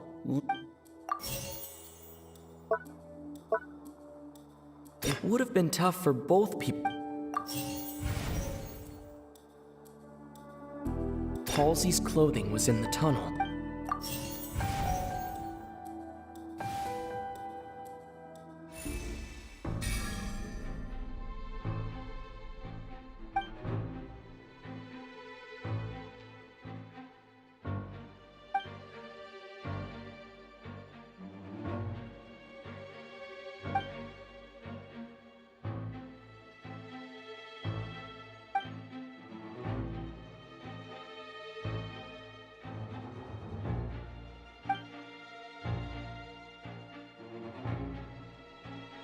What's wrong, Traveler?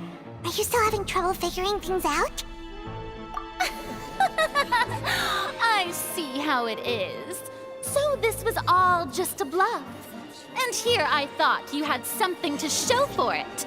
But it seems you're still far from the truth. Look, since we're at a dead end, why not consider a different track? Just like the trick as it transpired, the end result must have been utterly different from the magician's initial design.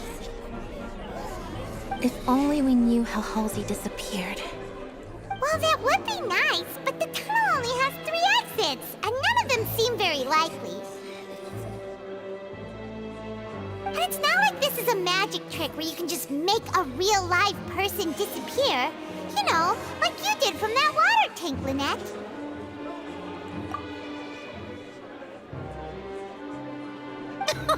Excuse my interruption, dear opponents, but do you not see that the crowd is growing impatient? There is no greater sin in this opera house than an awkward delay in the performance.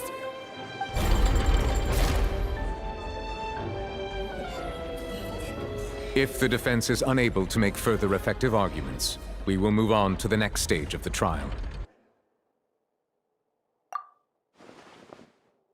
Linny was not in the tunnel at that moment, which gave our criminal ample time. The sound we heard may have come from a clash between the missing Halsey and the criminal. The deceased's name is Cowell, Linny's assistant. He would have been able to tamper with the equipment. The vase was not broken by chance. It was used to cover important evidence, the water.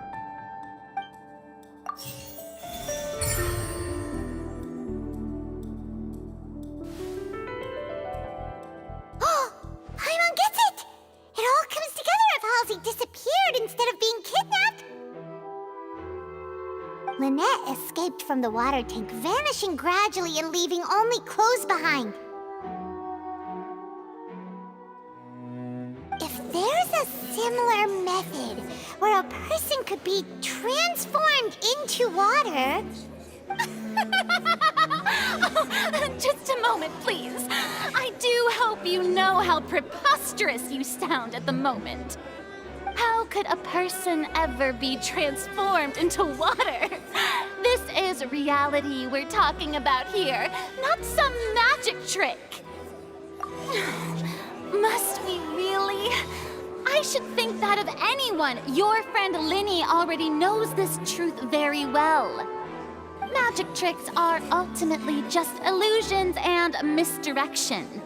But Halsey's disappearance is very real. We're talking about two completely different things. Even so, I trust the Traveler's judgment. The truth must be out there somewhere. Perhaps some new line of reasoning may open if we try to gather all the focal points that don't make sense. Since Cal was the deceased, we haven't placed much attention on him. But given that we aren't making much progress with the case, it wouldn't hurt to have a look at his belongings, would it? People really do come up with all sorts of harebrained schemes when at the end of their rope. The way I see it, your suggestion that we broaden the scope of our investigation is nothing but a tactic for stalling the trial. Nevertheless, I believe that this is a reasonable request on the part of an attorney. Since the trial does indeed appear to be at an impasse, I believe that additional evidence may help us make more progress. Guards, please step into the lounge and examine the personal effects of the deceased, Cowell.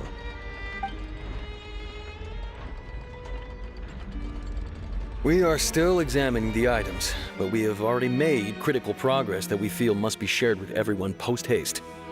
We discovered several test tubes of fluid within Cowell's baggage, each labeled separately.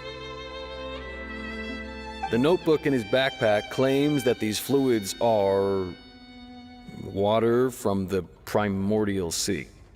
The primordial sea? The note's contents also indicate that Cowell belonged to an organization that sells illegal drugs and that he had an accomplice. The notebook has many entries concerning safe usage of these fluids, in which the keyword dissolve appears many times. One of these tubes was labeled Opera Epiclese, along with yesterday's date. It is empty. The notes also state that these dissolution properties work exclusively on people from Fontaine. It's likely that Halsey was chosen as some sort of test subject. As such, we believe that the defense's hypothesis is, in fact, supported by sufficient evidence. You've gotta be kidding! People dissolving into water? Could something so ridiculous actually be true? Wait a moment. This reminds me of a certain prophecy, but it's just a coincidence, isn't it? Huh. If people can become water, does that mean that the water tank's real use was as a means to hide water stains? And if Cowell was targeting that girl... Wait just a minute. Could that mean... You two, with me, quick! Demoiselle, wait! What about your partners? Let's go. Just trust me. Order! Order! It is undeniable that further examination of the deceased's personal effects has yielded some surprising results, but we cannot yet verify the veracity of these clues. Still, let us assume that these clues are indeed authentic, albeit with the understanding that Ms. Halsey has yet to be found. Guards, please continue examining the items along these lines. Mr. Linney, it appears your hypothesis is supported by the evidence, so please continue speaking. Of course. Thank you, Your Honor. If we uphold this hypothesis, I believe that many of this case's seemingly unrelated clues can be connected together. Right! Like the metal hook! That one didn't make sense at all. Let's think about this. Cowell's methods must have something to do with that water from the primordial sea.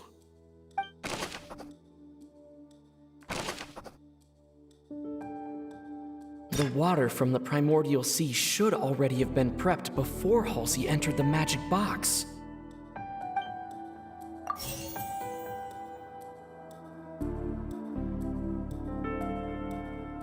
Now it seems like the hook rope was not meant for another magic trick, but was instead some form of triggering mechanism.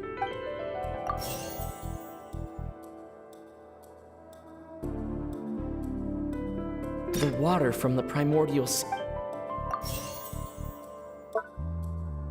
The deceased's name is Cowell.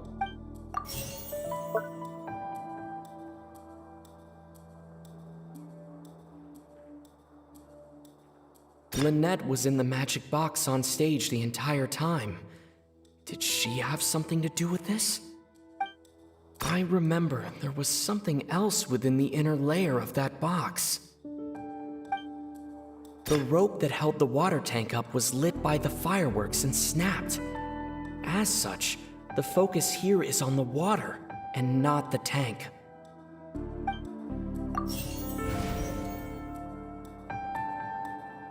Lynette was in the magic box on stage the entire time. I remember there was something else.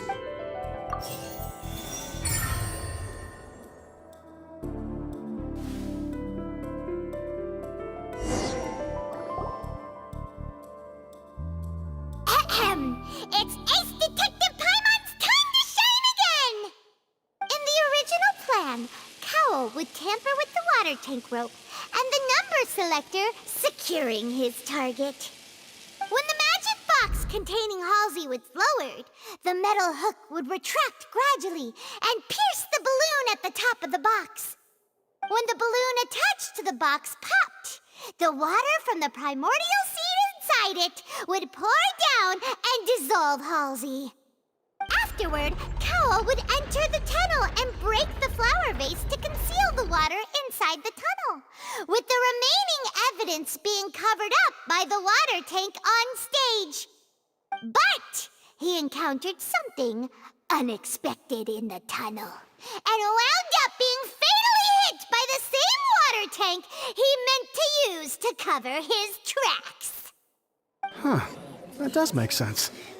That actually links together a lot of the more confusing pieces of evidence.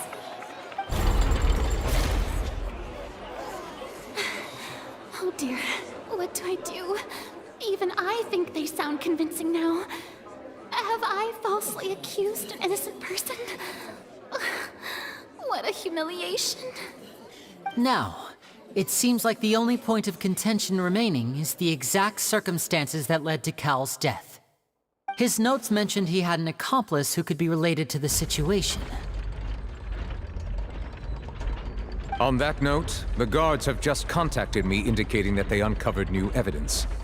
I shall now invite him on stage to share it with us. Thank you, Your Honor. We were just inspecting the luggage of the other people involved in this case. And we found an identical sample of the water from the primordial sea among Linny's personal effects. What? That can't be. Oh, I see. Well, how wonderfully comedic to have your own counterattack only to come back and wound you. Does this not clear all doubt? My dear citizens, my loyal audience, allow me to present my reasoning and bring this performance to a swift close. Linny did not need to take part in the dissolution of the young woman at all. Indeed, he did leave the scene via the vent. Having made modifications to the props beforehand, his accomplice Cowell then caused Halsey to vanish using the water from the primordial sea. But upon his return, in cruel avarice, Linny desired sole credit and prepared to do away with his partner in crime. Ultimately, he knocked Cowell out, and the tool meant to cover the crime up also became a murder weapon. Now, as much as I regret having come to such a viciously straightforward conclusion, it does seem that the famed Fatui is quite the cold-blooded and ruthless organization. Am I right, Mr. Linny? We've used up all the evidence we collected. There's no way for us to make a rebuttal here. Is this the end of the road?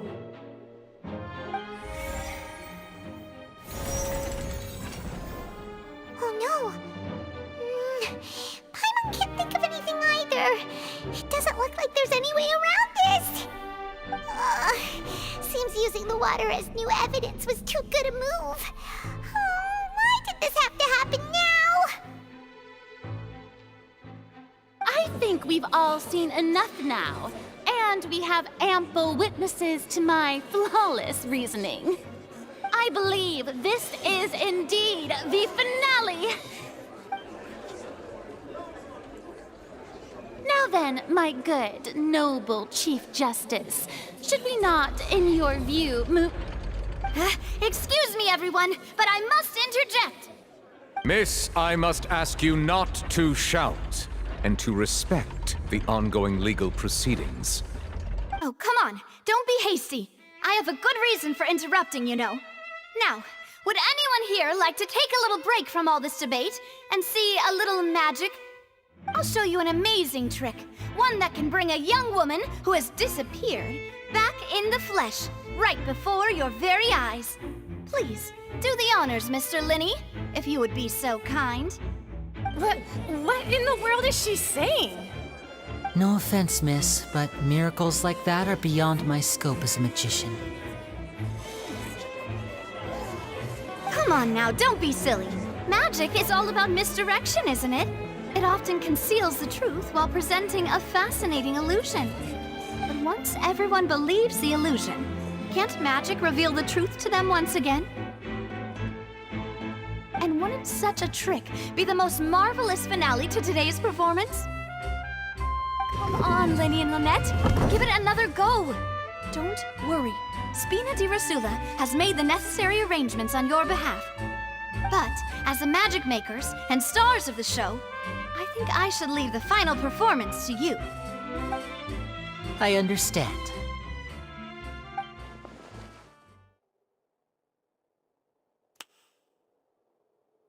And voila!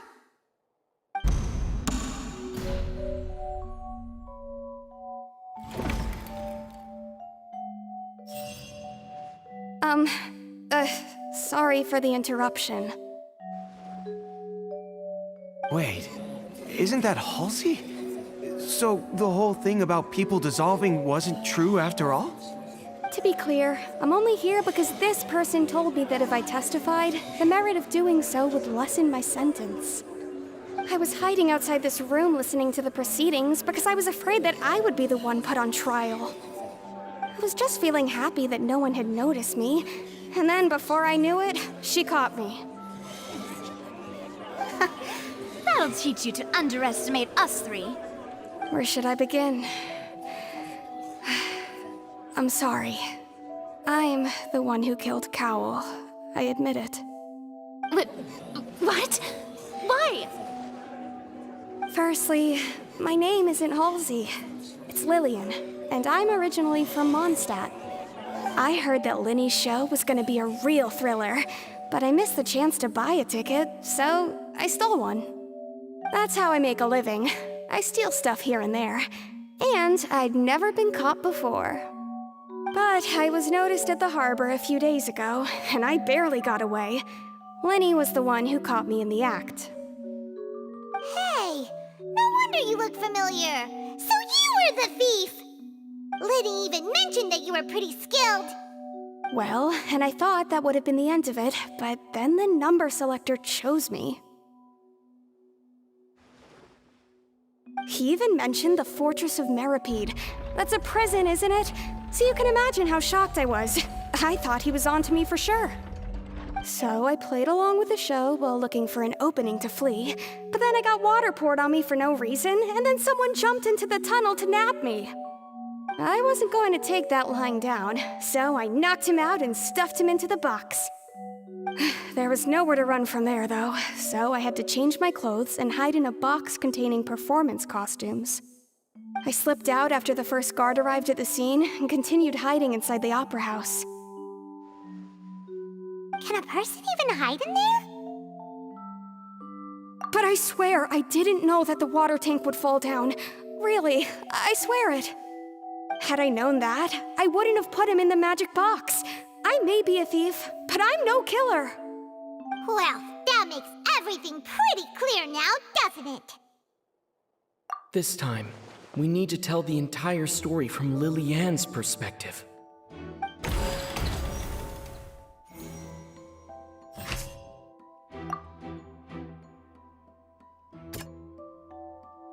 The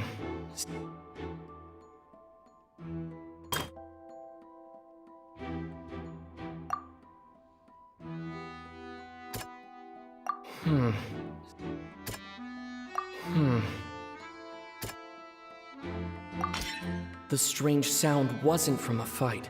It was Lily-Ann's attempt to break out when she was frightened.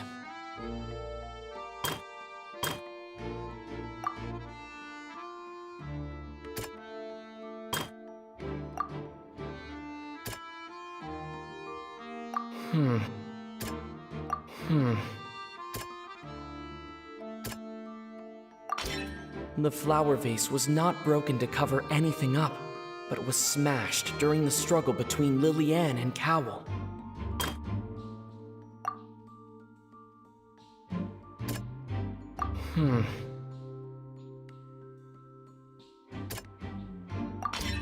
Lily-Ann was afraid that she would be recognized if she left, so she changed clothes and hid, biding her time.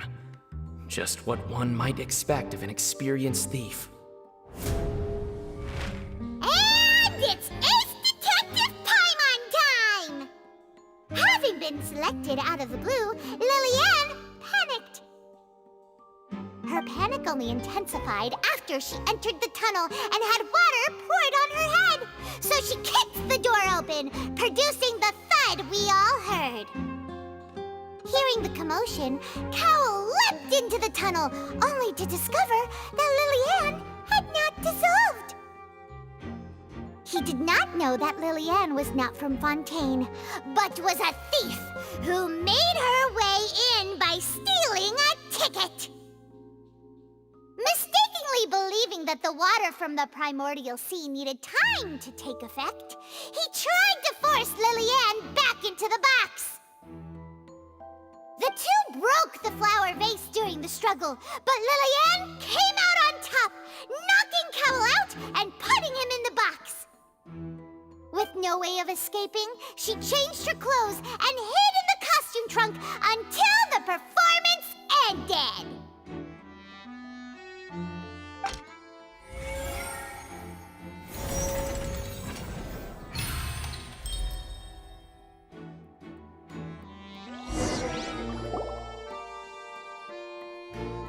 She knew that she would have to go through guard inspection if she tried to leave afterward.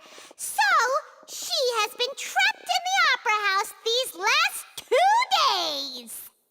She had already become desperately hungry by the time we were chatting over macarons. So, she swiped 2 of them right under our noses. Talk about a sneaky thief. At this point, all the events that happened in the tunnel have now come to light. Ah, so that's the whole story. Bravo! Bravo! Now then, Lady Farina, do you wish to speak against the defense's statements? Please answer the question, Lady Farina. Also, if I may add, the trial has not yet ended. As such, I request that the prosecution not leave the room before the proceedings have concluded. What, are you reading my mind now? No, I have no further arguments. I admit defeat. But really, could you at least have left me with some dignity? Wow, look at that! She's like a deflated balloon now.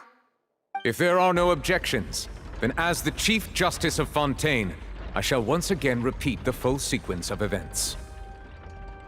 The actual perpetrator of the serial disappearances, Cowell, selected his next victim from the audience reservation list. With some modifications to the selector, he could ensure that the pre-selected young woman would be chosen. To cover up any evidence while committing the deed, Cowell thought of allowing the water tank to fall, which would conceal the water left behind after the young woman was dissolved. He also tampered with the rope suspending the water tank, using the fireworks at the end of the performance to cause the tank to drop and hide the watermarks. He poured the water from the primordial sea into a balloon during the preparation of the magic box and stuck it to the box's lid. Finally, he passed the prepared hook on a rope through the gap in the magic box's door when bringing the young woman to said box.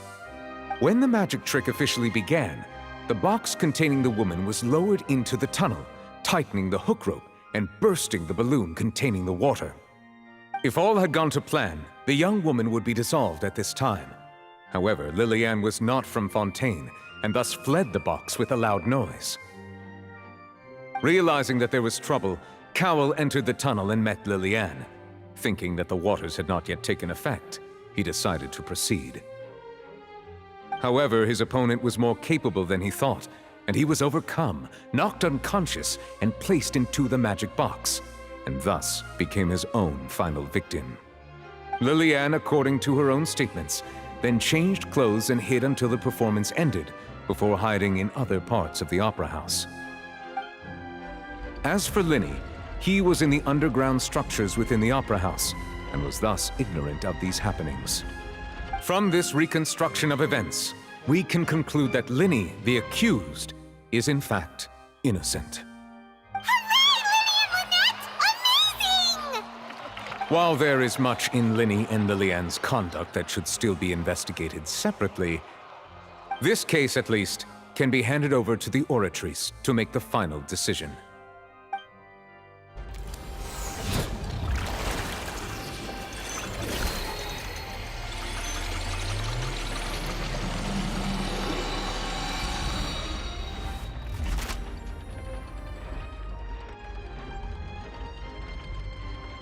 As such, Linny and Lynette are officially declared not guilty.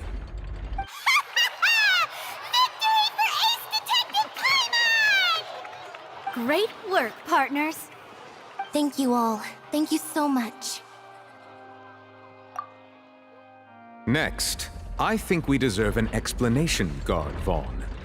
How did you find the water from the primordial sea in Linny's baggage? Right!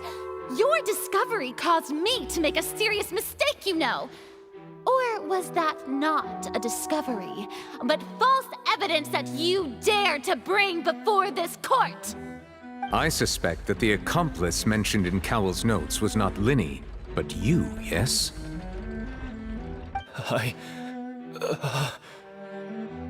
I'm sure you know what you must do to lessen your sentence.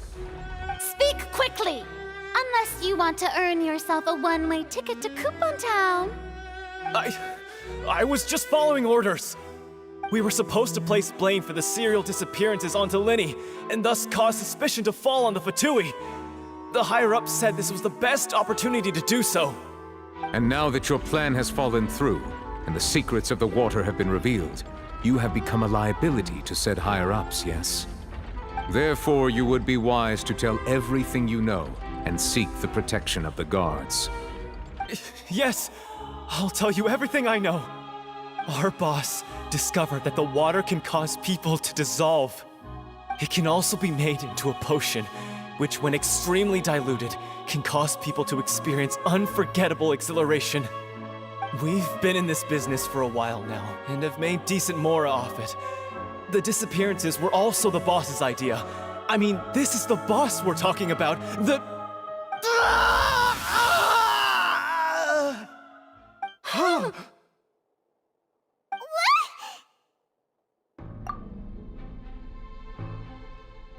And now he can no longer talk. Such ruthlessness.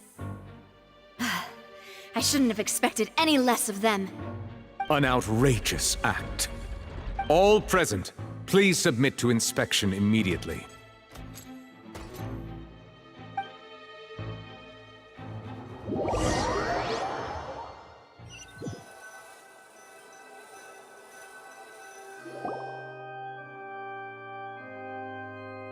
So, we're just going back now? That's true, but... Traveler, Paimon, please wait. Linny... I know you may not want to speak to me right now. Maybe you don't even want to look at me. But still, let me thank you again for defending me to the end, even after you learned that I'm a member of the Fatui. I guess. But regardless, I'd like the opportunity to set things straight. I didn't approach you with any ulterior motives or ill intent. I've spoken to you as myself, just plain Linny this entire time. As for why I'm a Fatous, it's because the goals of the House of the Hearth align with those of an orphan like me. That's all. That was how Father, who you might know as the Knave, approached recruiting us back then too. The Knave? The one who controls the House of the Hearth? She's your father? That's right.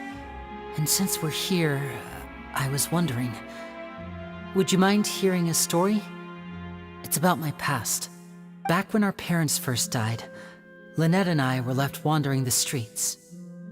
To survive, I took to surreptitiously observing an older street performer who did magic. It took me several days to figure out how he pulled off his amazing tricks. I took my sister through several streets until we found a crowded corner, and we began to perform magic tricks there. To my surprise, we proved to be pretty popular, and we could at least stop worrying about where our next meal would come from for a time. But I didn't want my sister to remain a street rat together with me forever. Before long, an aristocrat came to me and claimed that he wished to take us in after watching my performances. So you went from orphans to nobility just like that? That was how we felt at first too. As if fate was on our side and we could say goodbye to those painful days. But I gradually discovered that while we were called foster children, he was really after my talent for magic tricks. He would constantly take me to all sorts of banquets to garner attention, which he would then use to expand his social circles. That doesn't seem too bad either. Better than roaming the streets at any rate. It took a while for me to realize just how dark his heart really was. After one particular performance at a banquet, I discovered that Lynette was not on the same return vehicle as me. I waited a long time after we returned home, but she did not come back. I went to that noble's bedroom and asked him about her whereabouts. The answer he gave me was, she caught the eye of the most eminent person at the banquet, so I sent her over as a gift. I mean, you'll be able to perform your magic regardless of who your assistant is, yes? Oh no. So he was gonna... But wouldn't Fontaine's laws deal with such people? As far as outsiders are concerned, this is a relationship akin to adoption or foster care, and they have their ways of escaping the eye of the law. I managed to ferret out the location of the mansion of that so-called eminent person and hurried through the night. But by the time I leaped over the walls, avoided the guards, and made my way in, all I saw was the moonlit ground covered in blood, and the knave standing there in the darkness. So, she'd already taken care of that guy. That's right. She had rescued my sister before she could come to any harm, and had even discovered several girls hidden in a basement, all of them orphans. Father, I mean, the knave, might have seen something in me, and so she made me an offer. The House of the Hearth welcomes you, for your interests align with ours. Here, none will ever betray you. Indeed, betrayal shall never be permitted here. I was hesitant to trust her. I mean, I had just been betrayed by nobles. But she was also quick to destroy the noble who had taken us in at first, giving us back our freedom. Oh, so that's how the two of you joined the House of the Hearth. She has her own plans. She has gained permission from the Tsaritsa to first use the Gnosis's power once she obtains it. She plans to use it to find a way to break the prophecy and save Fontaine. So, she believes in that prophecy too? That's right. The whole House of the Hearth is currently working to combat that crisis. Today's case has also proven that people from Fontaine can indeed dissolve into some sort of water, thus further supporting the prophecy. All of us house members here, Lady Arlecchino herself included, are from Fontaine. We won't give up on defending our homeland. To us orphans, the only connection we have left to this world, apart from our family, is our homeland. So, from small deeds like distributing magic pockets to huge schemes like stealing a Gnosis, everything is aimed at dealing with that prophecy. It's all right. I understand. The only thing I can do is relate all this to you. I just hope you can understand that even as a member of the House, I have never stopped making my own decisions, and that I believe what I'm doing is right. If you should need anything at all in the future, feel free to find me. I will do my best to help you, as plain Linny.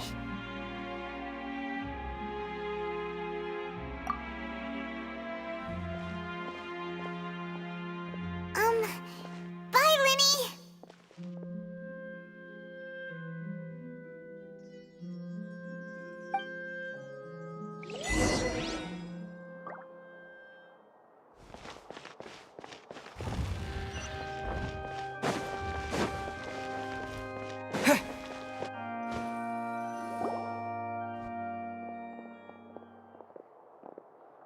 Hey there! What was with the disappearing act you pulled right as the trial ended? Were you looking for us, Navia? Well, this whole thing isn't exactly over, is it? I do feel that we're getting closer to solving the serial disappearances case, though. Don't you think so, too? Huh? What's wrong, my dear partner? Besides, are you sure we're the ones who can crack a case that's been cold for decades now? And given that there's new evidence from the trial, there should be a trail of breadcrumbs for the Hydro Archon's people to follow now, right? Ah. I see. Well, I won't lie. I'm a little shocked to hear that from you. But I suppose you are just travelers who have only arrived in Fontaine after all. Sorry. I might have been too presumptuous. Don't say that, Navia. Ah, and we were having so much fun investigating with you, too. It was like having new waters flowing into a stagnant mire, causing new hope to spring forth, and the reflection in the murk to become clearer. Sorry about that. I'm a bit prone to nostalgia. Don't mind me. Wait, shall we have a farewell meal? You know, to commemorate our time as partners? Huh? Do we really need to get that formal? Well, guess you really did treat us as partners, huh? Well, I'd just like to have a proper ending to every important memory. That way there are no regrets later. Anyway, it would just be a meal, so it shouldn't take up too much of your time. You don't have to twist Paimon's arm. If Boss Navia's treating, count Paimon in! Oh, wonderful! In that case, why don't we return to the court of Fontaine and head to the Hotel de Boer? I believe we'll make it just in time for dinner.